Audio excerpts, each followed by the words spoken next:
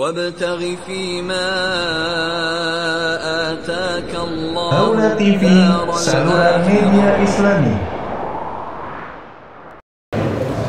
Bismillahirrahmanirrahim. Assalamualaikum warahmatullahi wabarakatuh.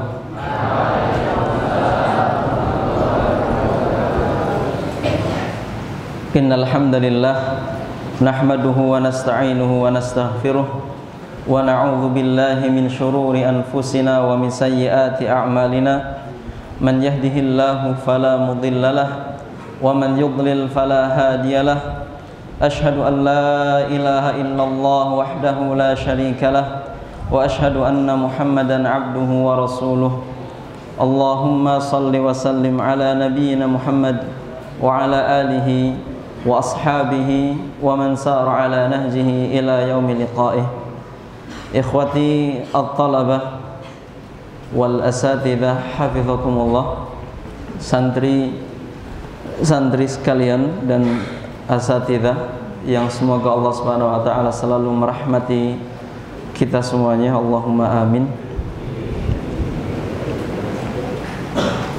Bersyukur kepada Allah Subhanahu wa taala kembali dipertemukan dalam majelis ilmu setelah 2 pekan yang lalu kita dikumpulkan juga dalam majelis ilmu, dan pembahasan pada malam hari ini insyaallah melanjutkan pembahasan yang telah disampaikan di bulan Agustus yang lalu. Ikhwati at-talabah hafizakumullah, di dalam penggalan bait syairnya Imam Syafi'i rahimahullahu taala menyampaikan,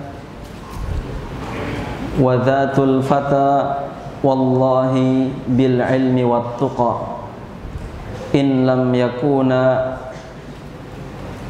yakuna fala i'tibara li dzatihi. Wa dzatul fata wallahi bil ilmi wat tuqa. Jazakallah khairan.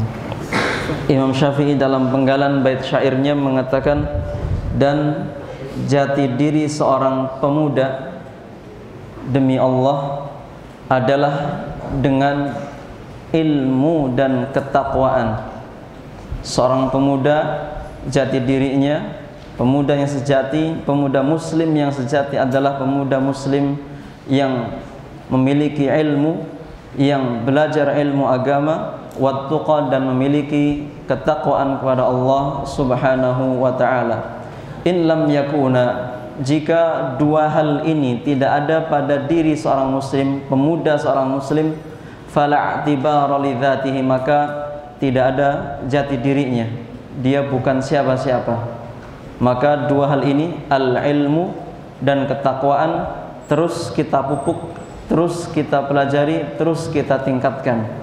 Dan alhamdulillah Allah Subhanahu wa taala memudahkan antum semuanya, kita semuanya untuk berada di tempat ini.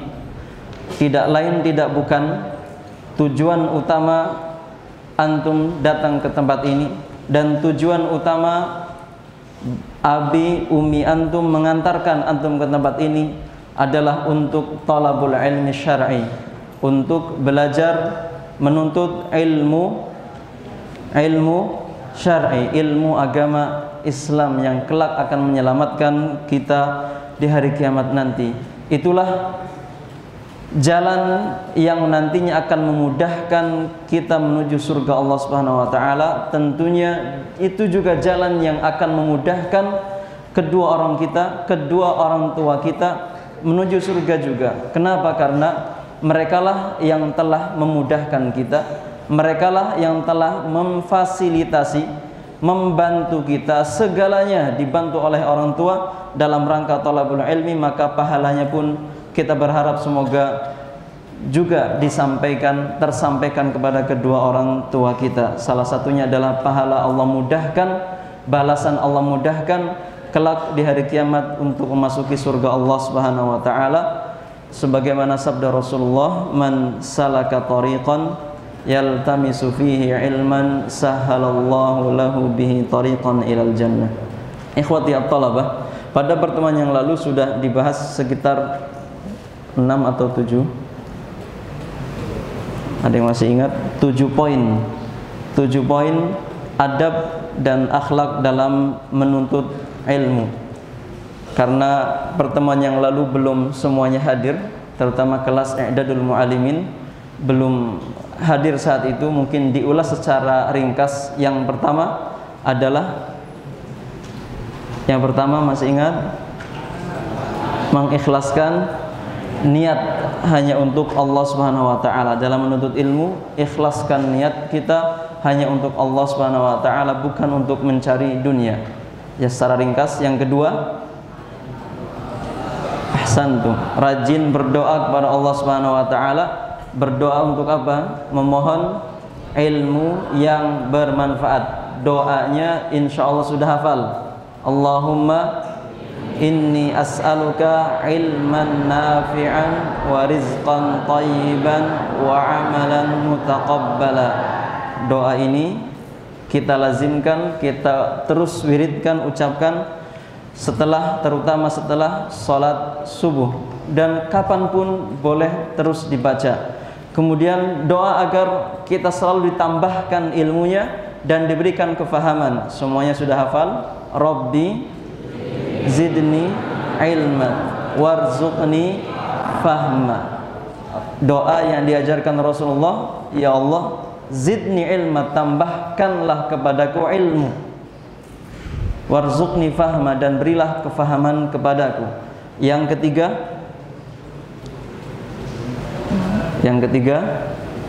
bagi yang sudah nulis kemarin bisa disebutkan, yang belum menulis bisa ditulis. Bersungguh-sungguh dalam menuntut ilmu, dalam belajar harus bersungguh-sungguh dan semangat.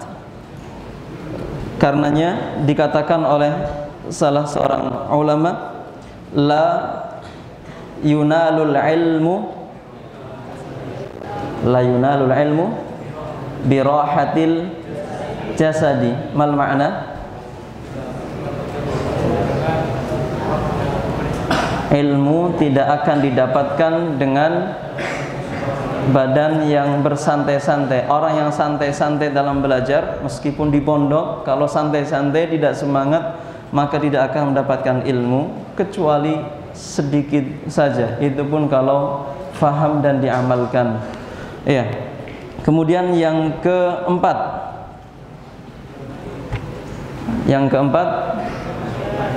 menjauhkan diri dari maksiat. Ahsantum, menjauhkan diri dari dosa dan maksiat dengan cara ketakwaan, bertakwa kepada Allah Subhanahu wa taala. Disampaikan oleh Imam Syafi'i kisah beliau ketika beliau suatu saat mendapati dirinya susah untuk menghafal, padahal beliau adalah orang yang cepat menghafal dan dikatakan orang yang paling cepat dalam menghafal, Imam Syafi'i. Beliau menuturkan, syaqautu ila waqi'in su'a hifdzi. Aku pernah mengadukan kepada guruku yang bernama Waqi'. Apa yang diadukan? Su'al hifdz, susah menghafal, buruknya hafalan. Kemudian fa'arsyadani ila tarkil ma'asi. Imam Waqi' memberikan petunjuk, mengajarkan kepada Imam Syafi'i agar meninggalkan maksiat. Wa akhbarani bi annal ilma nurun wa nurullahi la yuhda lil 'asi. Imam Syafi'i menuturkan bahwasanya gurunya yang bernama Imam Waqi' akhbarani, mengabarkan kepadaku, bi annal ilma nurun, kalau ilmu adalah cahaya. Cahaya dari siapa? Cahaya dari Allah Subhanahu wa taala. Wa nurullah la yuhda lil 'asi. Cahaya Allah Subhanahu wa taala tidak akan diberikan kepada orang yang bermaksiat, sehingga bertolak belakang antara cahaya Allah dan hati seseorang yang penuh dengan kemaksiatan dan dosa. Lalu bagaimana kalau sudah terlanjur kita banyak melakukan dosa, banyak melakukan maksiat? Maka harus taubat, berbanyak istighfar dan taubat agar kembali hatinya bersih kembali, hatinya sehat kembali, siap untuk menerima cahaya Allah Subhanahu wa taala, yaitu ilmu. Dikatakan oleh Nabi Muhammad, at-taibu kaman la dzanba lahu. Ustaz baca dengan sampaikan dengan pelan. At-taibu min fi'li taba yatubu. Ma makna taba yatubu? Taubat. Taba yatubu. At-taib orang yang bertaubat. At-taibu kaman ka harful jar, harful tashbih, ka seperti, man seperti orang yang la dzanba lahu, orang yang tidak memiliki dosa. Artinya orang yang sudah taubat, berbanyak istighfar, kemudian Allah menerima taubatnya karena Allah melihat bahwasanya taubatnya sungguh-sungguh, taubatan nasuha, maka Allah terima taubatnya. Maka orang yang semacam ini adalah kaman la dzanba lahu, seperti orang yang tidak memiliki dosa. Bagaimana orang yang tidak memiliki dosa? Maka hatinya bersih, hatinya salim, sehat hatinya. Maka hati yang seperti inilah yang akan mudah untuk menerima ilmu, yaitu cahaya Allah Subhanahu wa taala. Sehingga kita bersihkan hati kita dengan istighfar dan taubat kepada Allah Subhanahu wa taala. Insyaallah kemudahan demi kemudahan akan kita dapatkan dalam belajar ilmu agama. Yang kelima, tidak boleh sombong dan malu. Dalam belajar tidak sombong dan malu. Karena dua sifat ini, sombong dan malu, adalah sifat yang menghalangi seseorang dari mendapatkan ilmu, yang menghalangi seseorang dari mendapatkan pemahaman akan ilmu. Karenanya Nabi Muhammad SAW menyebutkan, la yatlubul ilma al-mustahyi atau mustahyin wala orang yang sombong, mustakbir. Istakbara yastakbiru, isim fa'il mustakbirun. Naam, la yata'allamul ilma aw la yatlubul ilma mustahyin wala mustakbir. Tidak akan belajar ilmu, artinya tidak akan mudah untuk belajar ilmu orang yang sombong, mustahyin, orang yang malu dan orang yang sombong. Maka dua sifat inilah jika dimiliki oleh seseorang, berarti dua orang yang sombong, orang yang malu, itu tidak mudah untuk belajar, akan selalu mendapatkan kesulitan dalam belajar. Malu, karena malu untuk bertanya kalau tidak paham. Belum paham, karena malu maka dia diam saja, sehingga ilmu lewat begitu saja. Malu untuk menjawab pertanyaan dari ustaz, sehingga dia tidak tahu apakah dia bisa menjawab soal, atau ketika dia harus menjawab apakah jawabannya benar atau tidak, dia tidak tahu, sehingga dia pun tidak bisa belajar ilmu dengan baik. Kemudian orang yang sombong pun adalah orang yang terhalang dari mendapatkan ilmu. Kok bisa? Ya karena sifat kesombongan itu. Karena orang kalau sudah sombong, maka merasa dirinya itu sudah pintar, dirinya sudah banyak ilmu, sehingga tidak butuh ilmu lagi. Ini orang yang sombong. Merasa dirinya sudah pintar, merasa dirinya sudah bisa, sehingga sudah ini gampang, nggak dipelajari, nggak dibuka lagi, nggak dibaca lagi, nggak dimurajaah lagi, sehingga ilmunya lewat begitu saja, dia tidak mendapatkan ilmu. Dikatakan oleh seorang syair rahimahullahu ta'ala, al-ilmu harbun lil fatal muta'ali kassaili harbun lil makanil ali. Al-ilmu harbun, ilmu itu harb. Apa makna harbun? Perang. Maksudnya apa? Ilmu itu perang, lil fatal muta'ali,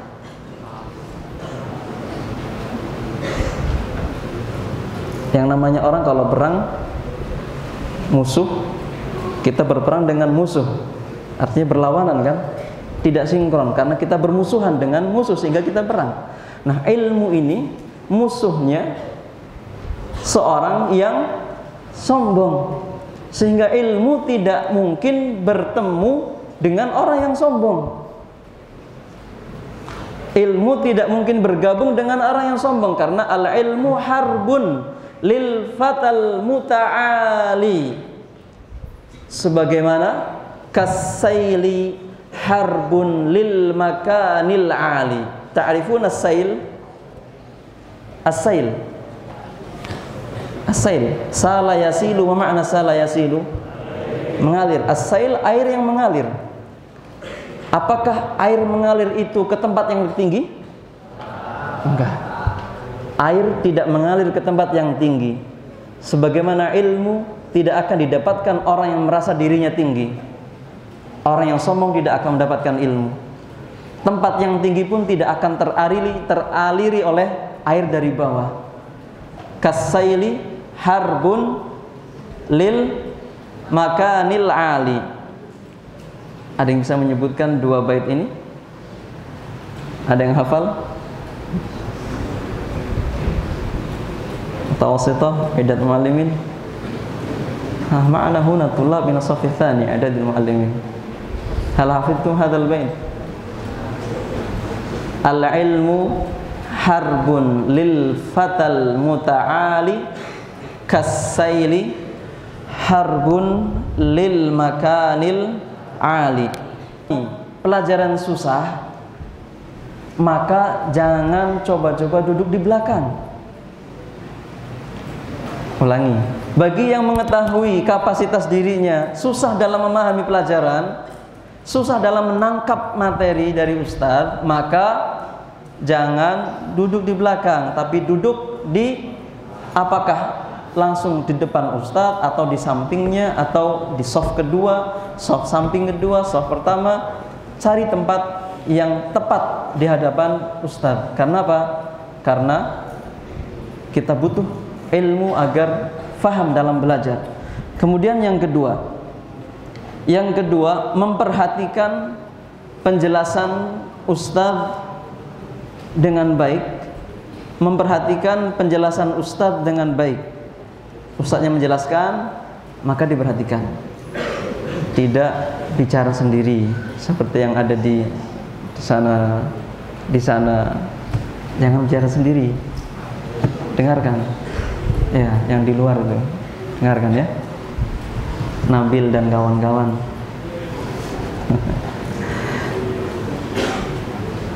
Atau mendengarkan bacaan teman yang bacaannya sudah bagus dan fasih. Ketika harus membaca buku, membaca kitab, pelajarannya berbahasa Arab, maka antum punya teman yang antum lihat dia bacaannya bagus, bacaannya lancar, sehingga antum minta beliau untuk membaca, antum dengarkan. Lalu kemudian antum coba untuk membaca di hadapan beliau, sehingga dia bisa membenarkan bacaan antum. Ya, ketika bacaannya sudah benar, insya Allah akan mudah selanjutnya dalam memahami. Yang berikutnya, bersungguh-sungguh untuk mengikat atau mencatat faedah yang disampaikan oleh ustaz. Jangan mengandalkan hafalan. Satu lagi, dalam belajar jangan mengandalkan hafalan. Antum bersungguh-sungguh untuk mencatat faedah-faedah atau pelajaran yang disampaikan, baik itu di masjid ataupun di kelas. Nah, sekarang yang membawa buku belum begitu banyak, sudah banyak, cuma belum banyak banget. Itu salah satunya, cara biar bisa memahami. Kenapa? Bisa jadi antum sekarang paham apa yang disampaikan. Nanti jam 9:30, coba antum ingat-ingat. Tadi apa ya? 1, 2, 3, 4, 5. Oh, masih ingat 5. Besok bangun, antum ingat lagi. Semalam disampaikan apa tuh? Lupa.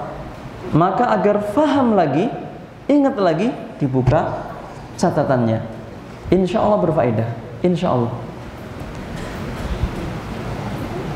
Ini sebatas menyebutkan laisa min babi al-kibr wa laisa, bukan bermaksud sombong atau bukan bermaksud untuk riya, memperlihatkan suatu amalan, enggak.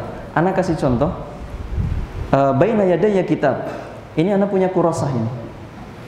Ana punya kurosah buku catatan.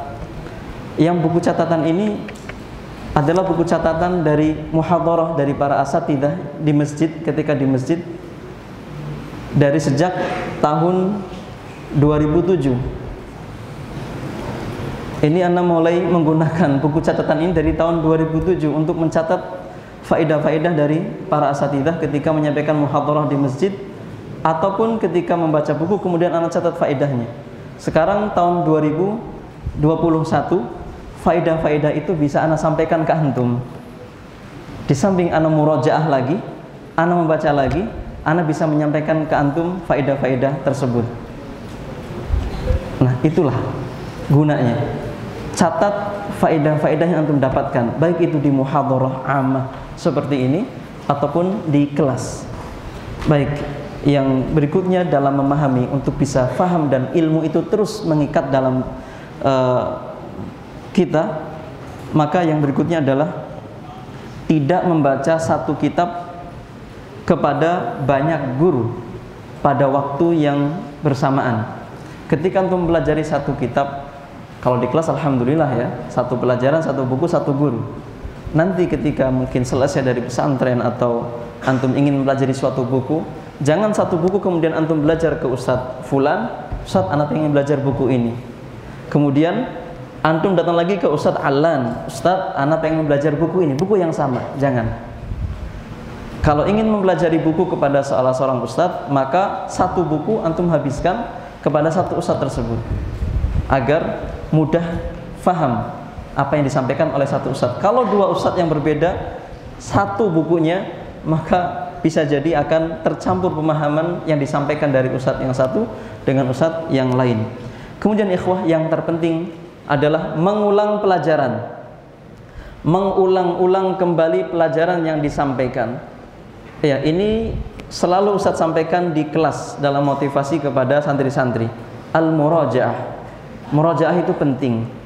Kalau hari pagi tadi, hari ini tadi pagi antum belajar 3 pelajaran, 4 pelajaran, maka diusahakan di malam harinya, sore hari kalau tidak olahraga, atau malam hari ba'dal isya, antum ambil buku pelajaran tadi pagi, diambil lagi, kemudian mulai dibuka. Insya Allah pelajaran tadi pagi itu mungkin Ustadz hanya membacakan, menjelaskan 1 halaman atau 2 halaman, sehingga ketika di murojaah membutuhkan waktu yang lama atau yang singkat, waktu yang sedikit, waktu yang sebentar. Murojaah setiap hari. Ketika murojaah antum tinggalkan pelajaran tauhid, sudah 1 bulan, artinya 4 pertemuan mungkin antum tidak pernah murojaah, maka 1 pertemuan 2 halaman, 2 kali 4 8 halaman harus antum murojaah 1 malam. Berat atau berat? Berat, butuh waktu yang lama, capek. Maka yang paling bagus adalah murojaah setiap hari. Kemudian khudhu hadhil qaidah, ada kaidah dalam belajar. Al-qaidah muraja'atus sabiqi sababun fi fahmil lahiq. Ustaz ulangi. Khudhu ikhwati hadhil qaidah, antum ambil baik-baik dan jadikan pegangan. Muraja'atus sabiqi sababun fi fahmil lahiq. Mengulang materi yang lalu adalah sebab dalam memahami materi yang akan diajarkan setelahnya, materi yang akan datang. Muraja'atus sabiq, mengulang materi yang lalu, sababun, sebab, fi fahmil lahiq, sebab dalam memahami materi yang akan datang. Maka kalau yang tidak pernah murojaah, kemudian ketika belajar susah, ya Itulah karena tidak murojaah. Karena untuk memahami materi yang akan diajarkan esok hari, syaratnya harus murojaah yang sebelumnya. Terkhusus pada ilmu-ilmu yang sifatnya berkesinambungan, bersambung terus. Tidak mungkin faham bab ini kecuali paham bab sebelumnya. Contoh, at-tadribul lughawi, pelajaran tadrib lughawi. Contoh, pelajaran shorof, pelajaran nahwu, pelajaran matematika, pelajaran idat muallimin, pelajaran faraid, pelajaran mustalahul hadis, pelajaran usulul fiqh. Itu pelajaran-pelajaran yang kalau antum tidak murojaah, antum tidak akan paham. Karena itu pelajaran yang terstruktur, berkesinambungan.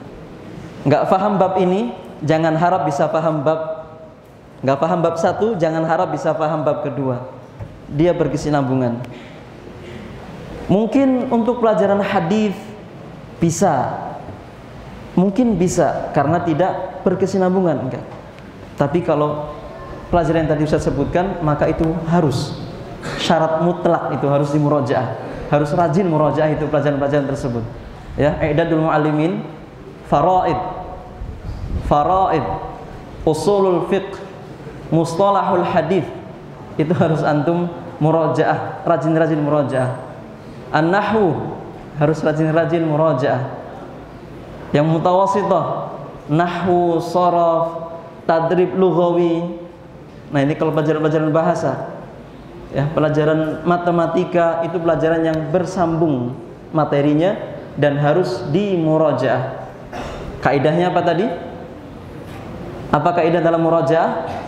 Muraja'atu as-sabiqi sababun fi fahmil lahiq. Murojaah materi yang lalu sebab untuk bisa memahami materi yang akan datang. Kemudian yang terakhir adalah menghafalkan ilmu syar'i yang disampaikan. Berusaha untuk menghafalkan, berusaha memahami, berusaha menghafalkan, dan paling terakhir adalah mengamalkan. Berusaha untuk mengamalkan ilmu yang didapatkan, karena pada hakikatnya ilmu itu yang diamalkan. Ilmu itu bukan untuk sebatas dihafal, tapi ilmu yang diamalkan yang menjadikan pemiliknya semakin takut kepada Allah Subhanahu wa taala dan semakin bertakwa kepada Allah Subhanahu wa taala. Hadza wa sallallahu ala nabiyyina Muhammad. Nakhtimul liqa bi du'a kafaratil majlis. Subhanakallahumma wa bihamdika asyhadu an la ilaha illa anta astaghfiruka wa atubu ilaik. Wassalamualaikum warahmatullahi wabarakatuh.